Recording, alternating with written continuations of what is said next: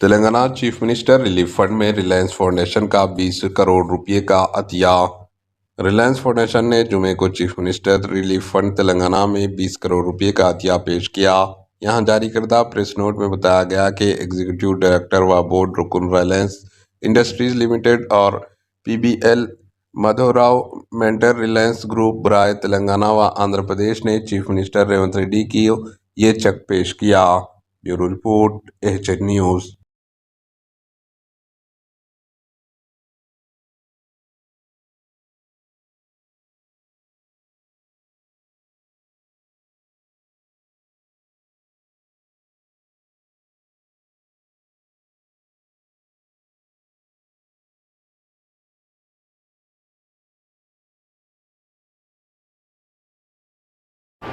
AHA news को like करें, share करें और सब्सक्राइब करना ना भूलें।